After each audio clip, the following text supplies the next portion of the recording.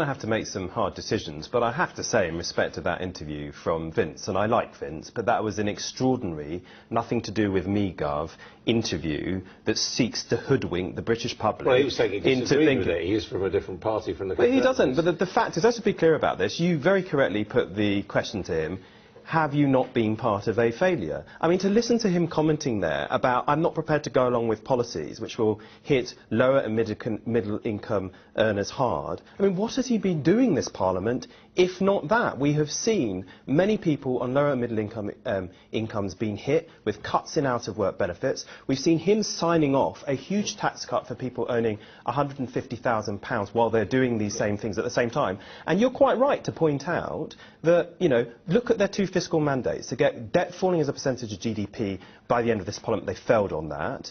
And to get the current budget to eliminate the deficit, which they failed to do. And that's why they're borrowing. I mean, let's get this into context. £219 billion more than they planned over the course of this Parliament. Adam, that is the equivalent of the transport, health and defence budgets put together for this financial year. But you know perfectly well what they say. They say, look, the trajectory we were on when we were elected in 2010 was worse than we thought.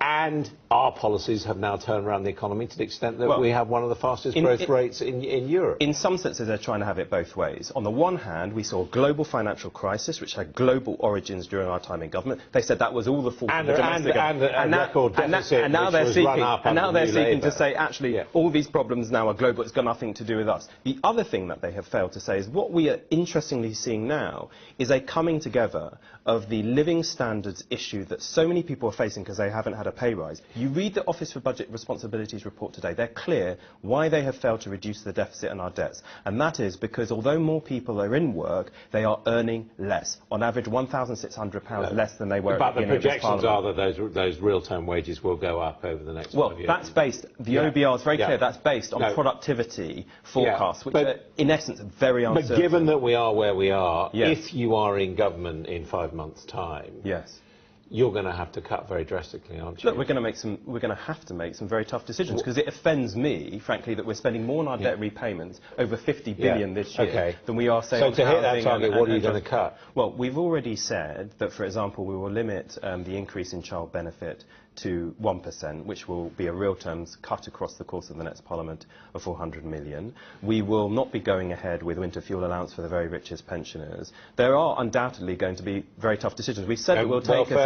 Well, as a starting point, we will take for their day-to-day spending totals, their plans for 2015-16. And most importantly, what we're going to do is I think people want to know that every pound that you spend properly, which is why we're doing this zero-based review. And actually, it's very interesting. You know what he was saying about the Office of Budget Responsibility needing to... He wants them to... Well, they refuse to cost your plans. That's they said that's not their job. You know, if he wants them to cost Lib Dem and Tory plans, let's have them cost Labour's plans too. And what about the public sector, though? Because I think there is an agreement across the Liberal Democrats and the Conservatives in government that the squeeze on the public sector, both in terms of pensions and pay, is going to have to continue. Well, we've said 1%. We accept the kind of cap on public sector pay increases to 1%. But look, Adam, you're talking to me purely about cuts here. We know that unless we get people's wages up by doing things like strengthening the minimum wage... Well, wouldn't you? Well, we would on the very richest, because we believe that those with the... Look, I didn't go into politics to tax people, right? But we've got a debt and deficit to deal with, and to reduce that, we are simply asking that those with the broadest shoulders bear a burden. Let's take, for example, the mansion tax proposal.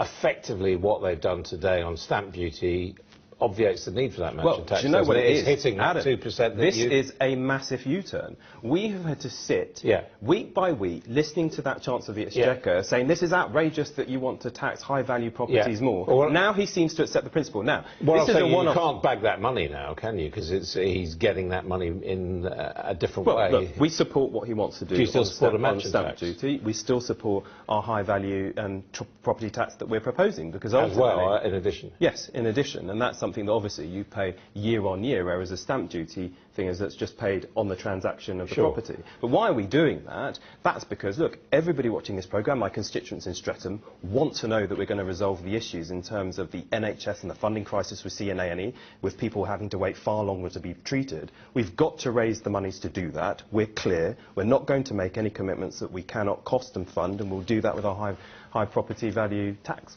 Chuka Umunna, thank you very much indeed for joining us.